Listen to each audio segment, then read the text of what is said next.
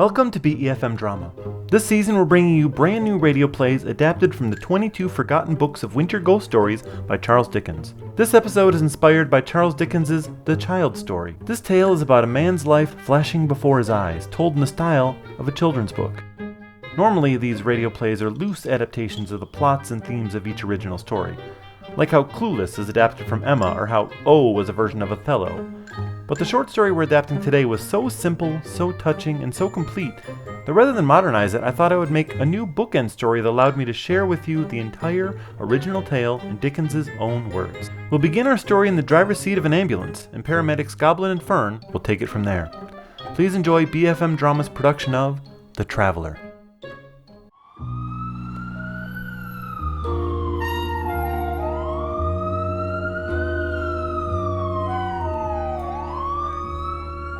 Sometimes the end sneaks up on people, but sometimes they know that it's coming. When you know exactly how long you have left, there's never enough time. There's always more things to say. There's always something left to do. As paramedics, we're often there for those final moments. Seeing the seconds tick away, day after day, can sometimes leave us with little patience. It always takes me aback when our patients don't feel the same way. One day, we were just finishing our lunch when one of those situations called upon us. Can you believe how long it took to make that food? It's ridiculous! 15 minutes they made me wait. I ordered a salad. It's not like they had to cook anything. You just chop vegetables, put them in a bowl. I mean, unless they were growing the lettuce back there. And look, they couldn't have been making more dressing. This tiny little cup they gave me. Just eat your salad. Ugh, it's gonna be a long night. Can you believe we've only been out a couple hours? At least it's hump day. It's Tuesday. You know, you really can't let me have a single moment of satisfaction, can you? Not a single moment. You could have just let me think it was hump day. I wasn't hurting anybody. What does hump day mean to you anyway? We work weekends. 22 Dickens. Go for the 23 Dickens. Head to Valentine Court on 11th, apartment 245. 245?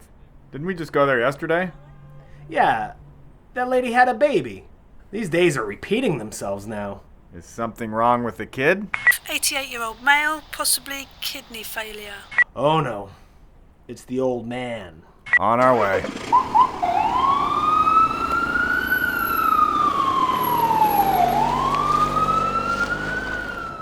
We headed back into the familiar apartment. The bouncing baby boy we just helped deliver was in his mother's arms. She led us toward the back of the apartment where her father lived. Well, fancy seeing you again. We gotta get you one of those loyalty punch cards. It's my father. He's been on home dialysis, and after we got back from the hospital with the new baby, he started getting really sick. Has he had issues keeping his food down or shortness of breath? Yes, and yes. His legs are swollen. Mr. Olson, we're gonna get you to the hospital, okay? Not yet. Okay, we don't have a lot of time here. Neither do I. Bring me my grandson. No, you're gonna need to come with us. No, I'm not going anywhere until I can talk to my grandson. I just want to tell him a bedtime story. No time for bedtime stories. I remember the stories my grandfather told me, and I always dreamed of telling one to my grandson. Let him say what he wants to say. Don't worry, Dad. I'll take care of him while you are gone. I know you will, Fanny.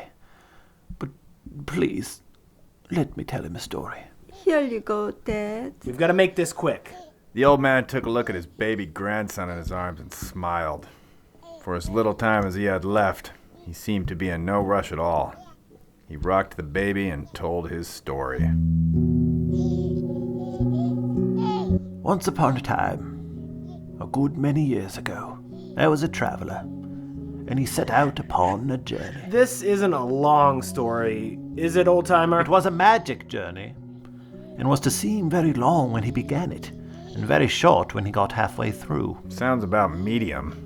He traveled along a rather dark path for some little time without meeting anything, until at last he came to a beautiful child, So he said to the child, "What do you do here?"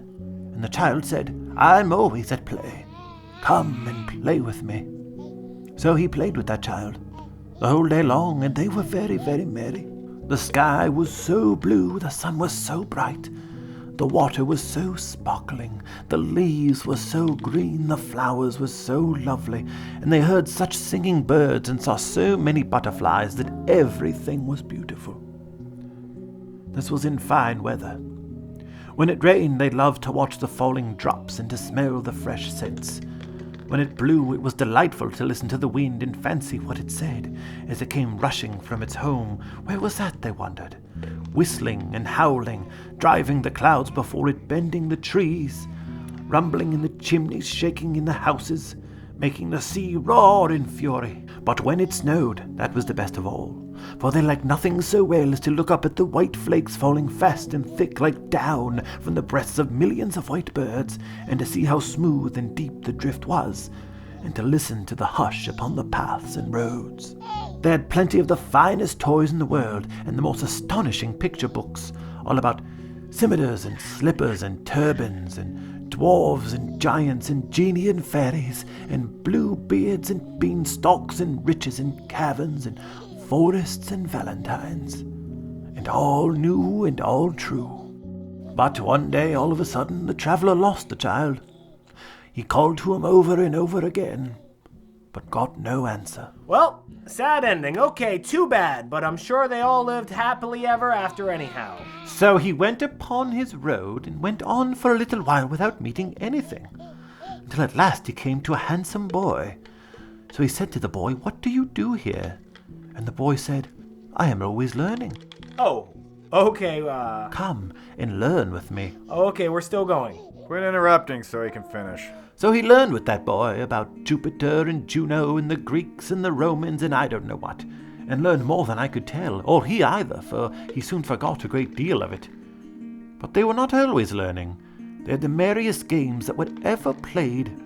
They rode upon the river in the summer and skated on the ice in the winter. They were active afoot and active on horseback, at cricket, at all games of ball, at prisoner's base, hare and hound, follow my leader, and more sports than I can think of. Nobody could beat them. They had holidays, too, and 12th cakes and parties where they danced till midnight, and real theatres where they saw palaces of real gold and silver rise out of the real earth, and saw all the wonders of the world at once. As to friends, they had such dear friends, and so many of them, that I want the time to reckon them up. They were all young like the handsome boy, and they were never to be strange to one another all their lives through. Still, in the midst of all these pleasures, the traveller lost the boy, as he had lost the child, and after calling to him in vain, went upon his journey. And then they all got to Grandma's house, had tea and cake with Little Red Riding Hood. The end. Don't start on all that again. So he went on for a while without seeing anything, until at last he came to a young man. So he said to the young man, "What do you do here?" And the young man said, "I am always in love. Come and love with me."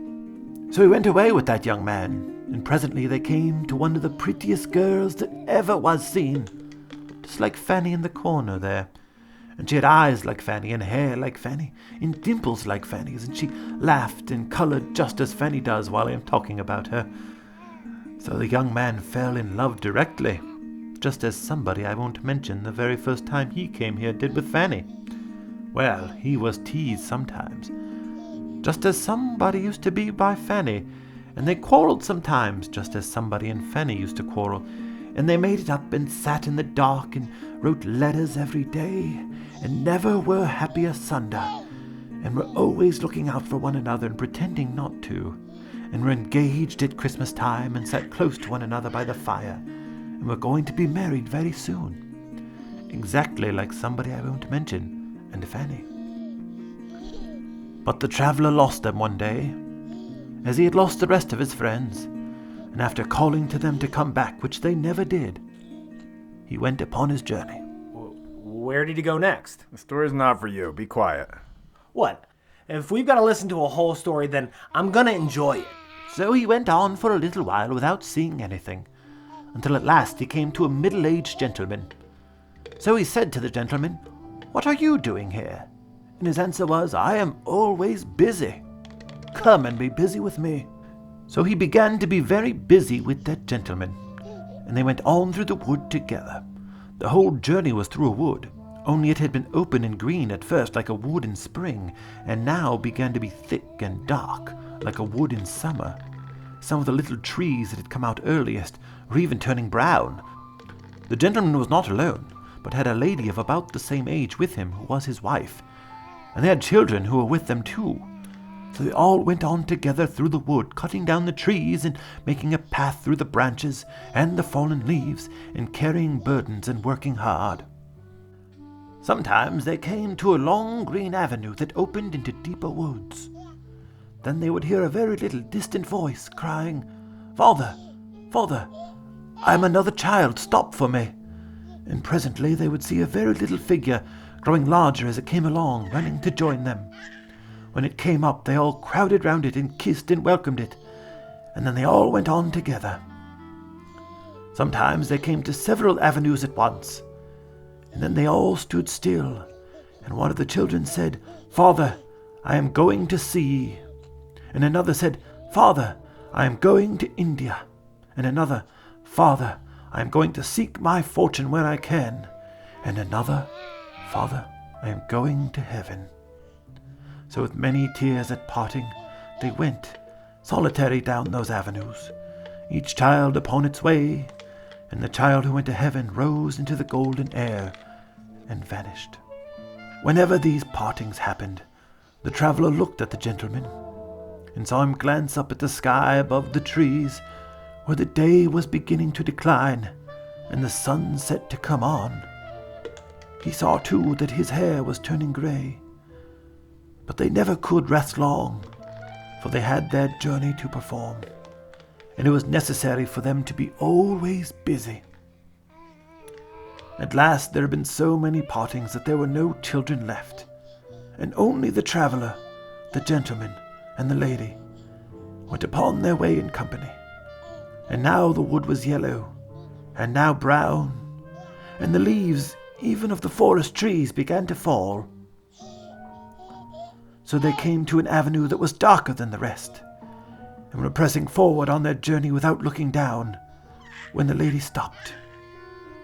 "My husband," said the lady, "I am called." They listened, and they heard a voice long way down the avenue say, "Mother! Mother!" It was the voice of the first child who had said, "I am going to heaven." And the father said, "I pray not yet. The sunset is very near. I pray not yet." But the voice cried, "Mother, Mother," without minding him, though his hair was now white, and tears were on his face.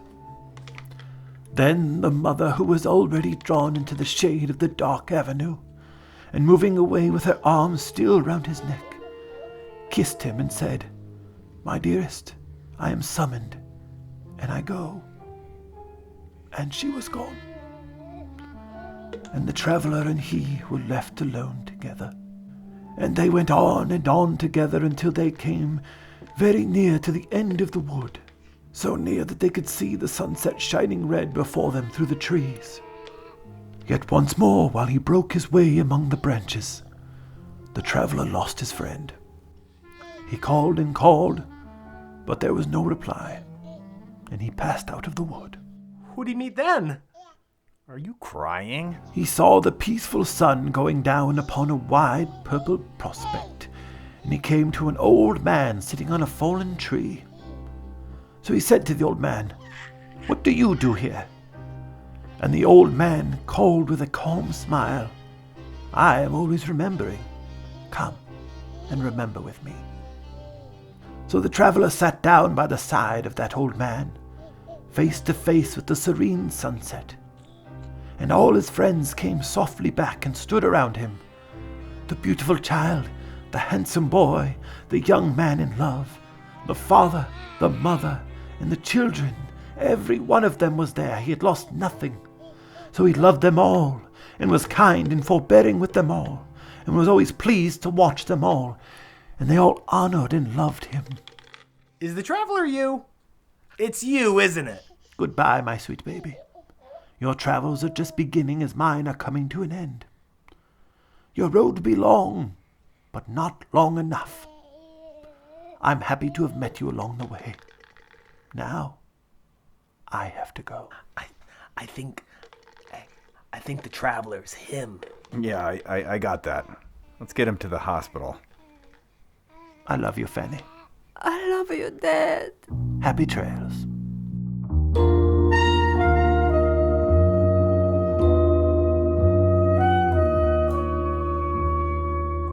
Mr. Orson never made it back home. His travels came to an end. Somehow, he knew that would be the case. But he got to say what he wanted to say before he went. You'd think that knowing exactly how much time you have left would make you panic. You'd want to rush to get it all done. But sometimes it's the people around death that are in a rush. But the dying know how important every second is. So they don't want to rush past them. The best we can hope for is to know exactly what we need to say and be lucky enough to have the time left to say it. Yeah. He was the traveler.